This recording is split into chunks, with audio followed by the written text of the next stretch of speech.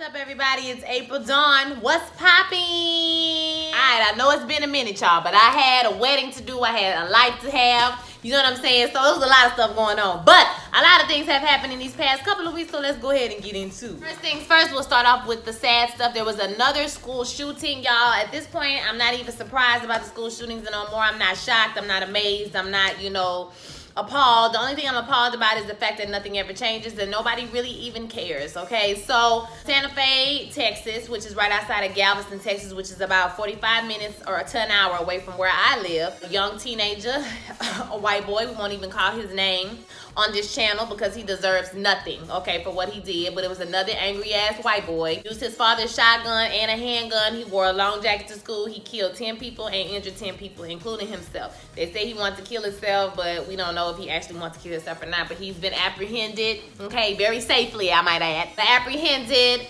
and taken to jail. And so now they're talking about on KHOU, they reported that he cannot be tried for capital murder. So basically he will not die for this. He will maybe even get parole in like 40 years because he's 17. In Texas, they will not execute a 17-year-old, even though I'm pretty sure he wouldn't be 17 by the time they executed him. Hopefully we can get at least some justice for the victims of this case. My heart goes out. I almost don't even want to say thoughts and prayers because thoughts and prayers ain't did shit for none of these kids. So one thing I like about our chief of police in Houston, Texas, is that he understands and recognizes that sensible gun laws need to be in place. Common sense, not gun laws. I don't mean the people running in your house taking your gun. Calm down. I mean common sense gun laws that could prevent things like this from happening. People, if you have guns, please teach your kids about guns and how dangerous they are. Please keep them locked away because he had the weapon easily accessible for him. If you know you have a gun, then keep it locked up to where your kids can't go to it and shoot up a whole bunch of motherfuckers, okay? Things have got to change in this country. Legislation has got to be done, but I don't know. I don't know if it will, y'all, because after they killed them white children in Sandy Hook, I knew there would never be no gun reform. Because if you let little white elementary children die, you don't care about nobody. Very tragic. My heart goes out to all the victims, the families. It's a sad day when the teenagers got more sense than grown-ass people, child, making laws, and money is more important than people's life, y'all. So let me hear what you think about this Parkland shooting in the comments. Good news, the royal wedding. Did you watch the royal wedding this Friday night, early Saturday morning? I did not, child. I don't know why I'm thinking everybody on American time, but we obviously, and clearly they not. So Meghan Markle and Prince Harry got married this weekend, and we had about 5 o'clock in the morning, our time. But I got to see, everybody leaving the wedding and going to the lunch reception, and so this is like a big thing. It's been a debate on social media about her being black. It's interesting to me how on both sides of the spectrum, okay? Some people, and it be women most of the time, it's women. They'll hate on the interracial relationships when it's a man, black man with a white girl, but if it's a black woman that's with a white man, they big up in the relationship. They happy for her relationship. Now, I'm saying all this, I'm just giving y'all what it is, okay? Me personally, I'm happy for Meghan. They look like they so in love with each other.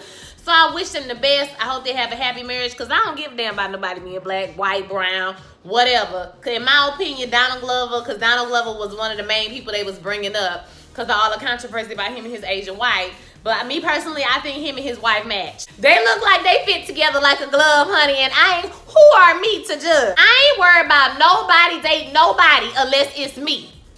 I cannot be worried about who these men like, child. Like the people that like you back. And stop worrying about who these men like. That's just a side note. But that was one debate. The other debate was, well, do she claim black? Is she a black? It don't, in my personal opinion, don't matter if she claimed black or not. Her mama is a full-blooded black woman. So clearly she is biracial, whether or not she want to acknowledge that or not. But I want to say how I've read a couple of articles where she has said that she's a black woman. She know who she is. Or she at least said, I know I'm black and I know that I'm white. And they put that shit together, and made me. And I mean, by way of the wedding, y'all, I mean, she the one who got the cellist, the 19-year-old black cellist that played Ave Maria. She the one who wanted that preacher there, and she the one who wanted that choir there. That's all her doing. So clearly she knows she comes from an African American culture because she went out of her way to display this at the wedding. So this debate about blackness is just dumb to me. I don't believe in the one drop rule. I believe in you identify as, you identify as what you are or whatever. So if you want to say I'm black and I'm white, I don't think it's anything wrong with that because that's what you are. If you want to say the world see me as a black woman, you can say the world see you as a black woman and I'm black, then I totally understand that too. I personally know several people that are full black with black moms and dads that look more like a white person than she do. I heard some people saying, oh, it's just like two white people get married. No, some of her features are not exactly Afrocentric, but you can tell, you can see that nose, let you know she black. Straight up, she look exactly like her mama, like exactly like her mama. It's like a carbon copy of her mama. I can tell she black, regular light-skinned black girl to me. I don't see what the big controversy is her. And don't you think it's time we stop measuring people by percentages of blackness? Like, can we get out of it? Can we move forward with this? Okay, let's just get away from that. The wedding was beautiful. Oprah slayed the girls, baby. Oprah was out there giving the people what they want. I don't know if it was just the black girl magic that was emanating through or was the color. I believe it was the colors because the choir in that lavender and the pink and all of those pretty blue, you know what I'm saying, purpley colors. Like, I was here for that shit. Black people look good in that. Woo, child. Serena Williams and her husband and that baby was perfection.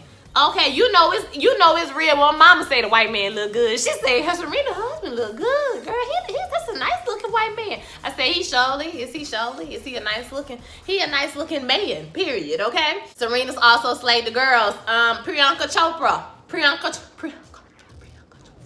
I don't watch Quantico no more because it's stupid, but I love her, okay? And so she also slayed the young ladies. She killed us out here with her hat was giving me life. You know who else had I like? That ugly ass Camille, okay? Listen, Prince Charles and Camille look like two dead bodies walking together. Them motherfuckers is so ugly. I'm talking about God gonna strike me down right now. But them is two ugly ass people, okay? You cheat on Diana for her? No, God. But Camille hat was whipping though. That hat was whipping. I noticed that the other wife, I can't remember her name, Kate decided to wear a dress that she's already worn like twice. She wore it for the christening and she wore it for another function. So I think that was kind of like to take the attention off of her and give all the attention to the new bride. So I thought that was very nice. The pictures came out today. They all look so nice. They look so happy. I'm just so happy for them or whatever. But what do you think about the royal wedding? Do you think that because we focused on the royal wedding, we forgot about history and, we caping for people that oppress us and all that? The hotel niggas came out. Okay, David Banner was on his page in full effect talking about why we care about this wedding. I'm not the person who believes that. I believe that you need moments of joy to continue working and continue struggling in the movement because it is stressful, it is tiring, it is angering. But there's nothing wrong with you having joy and happiness for a couple that's married, whether they black, white, red, green, blue, polka dots, girl. We can still have joy for them and happiness for them because Harry ain't oppress us, okay? Like Harry, him, redhead, Harry, he didn't oppress us. Can we just have a moment? That's all I'm saying. So let me know what y'all thought about the royal wedding in the comments. The Billboard Awards. Last night was the Billboard Awards and I did not catch all of it because I was driving from Louisiana to Texas. I got caught in a rainstorm when I got here and it didn't have electricity. So by the time the electricity came back on, we was halfway through the show. But I did get a chance to see Janet Jackson. I saw Salt and Pepper. I saw basically most of the industry. I saw Christina Aguilera and Demi Lovato. And Christina Aguilera and Demi Lovato, I'm gonna put it to you like this. When two people with voices that big, it sort of got out of control. I was here with it. You know what I'm saying? I was like, come on, Christina, give us the vocal. I like this, bare bones look. She giving me, I'm about to be 40 T's, with breasticles and, wide chests. Like her and Demi was giving me wide chests. You know what I'm saying? Like, I'm a strong woman. And I done been through some shit and my back is big now. You know what I'm saying? Christina came out, she was giving me the little vocals, she sing like she got a heavy ass, thick ass tongue, but that's neither here nor there. She sounded good. Demi came out, she sounded pretty good. And then when they came together, On the harmony parts, it was fine, but when they was like shouting back and forth, it kind of got out of control. It felt like they was just trying to shout each other down, or like, you know, who was trying to scream loudest. And then they was all out the key. It just went left. Like at the end, I was like, oh shit. After the key change is when things went to the left. And I could tell that Christina is a more seasoned singer than Demi Lovato, because Christina, she knew she had got out the key. She knew it had got out of hand, so she kind of like tried to bring it back. Oh, you know, she be singing, ooh, you know, like I mean. Y'all know what I'm talking about. Anyway, so Christina, she tried to end it, but Demi kept going, so she kept going for a little while too. And then I was like, all right, bitch, we got to stop now.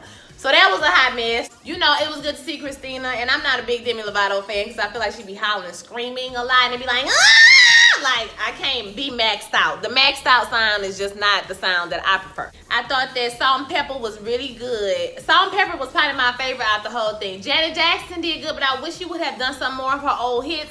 She mixed like, it was like Nasty Boy and the Velvet Rope.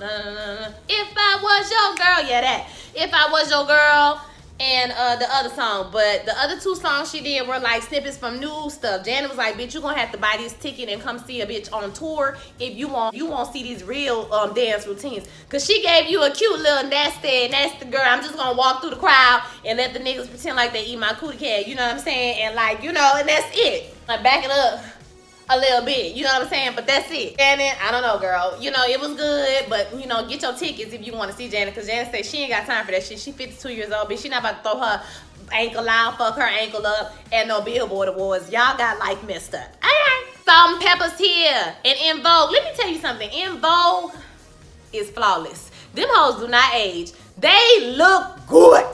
Okay, you ever notice, like I said, after a while, after you make about 35, 40 years old, I'm kind of scared of this because I'm pushing up on 40 my damn self. You get that back, you get that big back. You know what I'm saying? I don't want that big old back, you know? But In Vogue still look like they in their 20s. Them hoes look good. I said, In Vogue, y'all better sing down. But I almost wish that Dawn was there. Whatever happened between all of them, it had to be major. Dawn just don't sing with them no more at all. Because it really would have been nice if Dawn was there. But it was good to see Salt and Pepper do their thing. You can tell that Salt and Pepper still tour.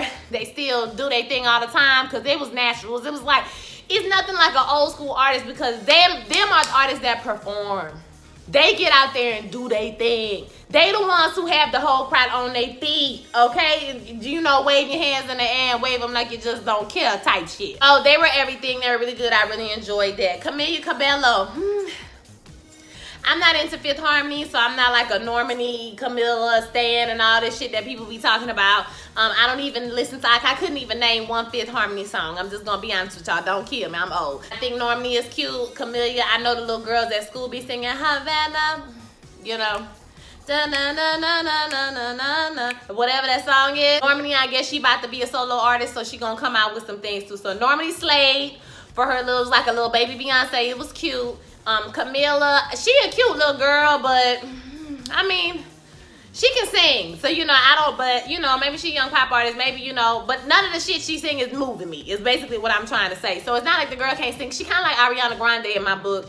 She's a talented girl. She can sing, but nothing they do really moves me or excites me. You know what I mean? If I was a teenager, maybe, but I'm a grown-ass woman, so I'm not going to music iTunes for Camila Cabello. I'm sorry, just not. Overall, I thought the show was pretty good. They trying to do better. You know, the queen wasn't there, so it will just never be that great when she's not there, and they doing the best they can. But this show is definitely more entertaining than the Grammys. It's definitely more entertaining than the other damn award shows, okay? So shout out to NBC. Y'all did y'all thing. Billboard Awards, did you watch? Let me know. Get to some DNS. So last week, T.I. got arrested. Matter of fact, he talked about it on the Billboard Awards when he went up saying, well, thank goodness they let me in here when he was announcing an award. So that was a little funny joke that really didn't land that well, to be honest with you. But T.I. got arrested outside of his community. He was trying to get in 4 o'clock in the morning. I'm sure they was at the strip club trying to get in.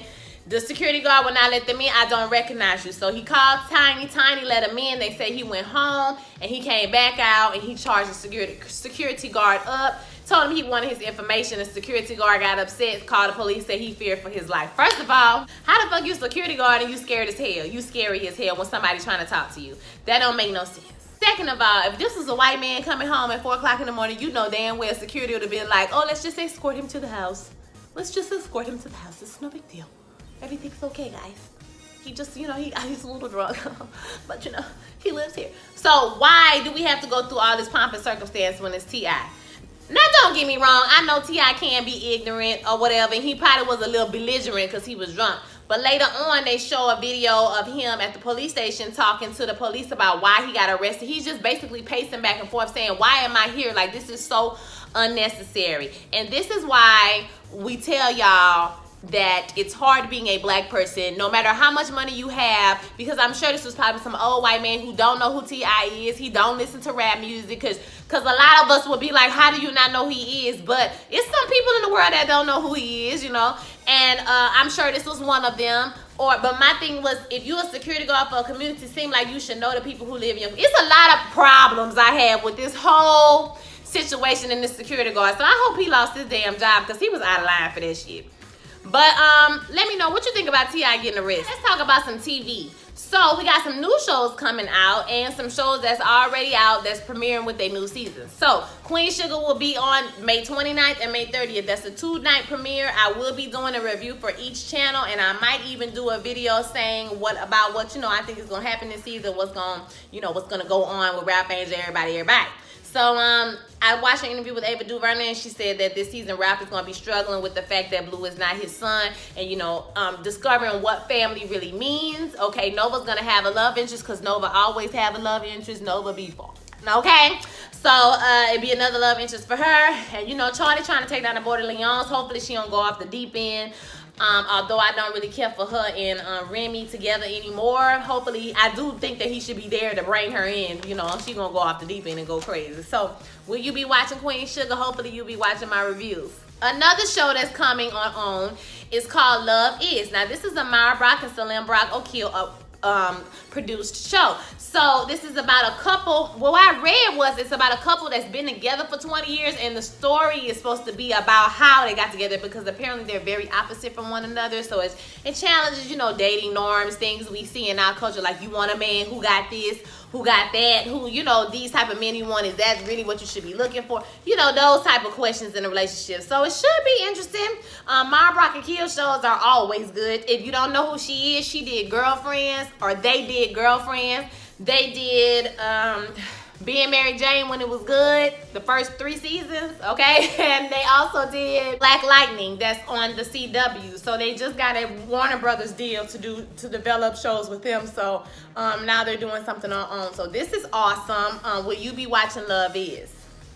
Okay, have you guys seen this preview for this movie called Black Klansman? So apparently Jordan Peele and Spike Lee have made this movie called The Black Klansman. And it's a true story about how these undercover officers infiltrated the KKK. So it's a black man that's doing all the talking to them, but when the meetup happens, when the meetups happen, a white man goes in and pretends to be the same black dude they was talking on the phone. So it's a comedy. It's set, in the 70s. So it looks pretty cool. It is at Cannes Film Festival right now, and it's gotten a lot of critical acclaim. I mean, people are loving this movie. So it looks pretty funny, along with that other movie that I cannot think of the name of. It's with Darius from Atlanta, where he has the white voice on the phone. That also looks absolutely funny. Like, it's nice to see all these social, comedies about like social things that probably black people have joked about forever, okay? Like, we've made these jokes with each other forever, but now they're on a larger platform, and you can see how, it's funny to us, but it's really bringing something to the light, as if I have to code switch. When I go to work, I have to speak correctly and in proper English. But when I go home, I'll be like, yeah, baby, pass me some of them plurines, okay? You gotta code switch. That's just what this is America. These movies, kind of highlight that you had a code switch all the time, and how funny that shit is when people think you white, you get all type of privilege, and people think white privilege don't exist. Will you be checking out these 2 movies? The Black Klansman, it's like Black KK Klansman. Should be interesting. Another movie that's coming out is another damn Whitney Houston movie, child.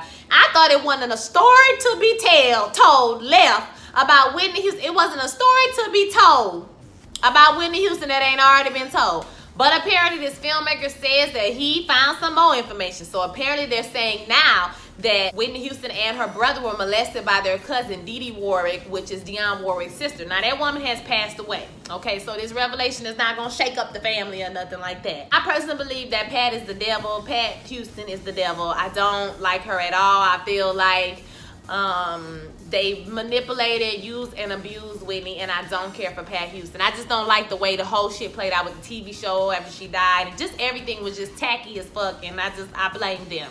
They're saying that, you know, that's why she could have had some sexuality issues, you know, with her and Robin, because they're basically confirming that her and Robin did go together. We all knew that, though. They went together.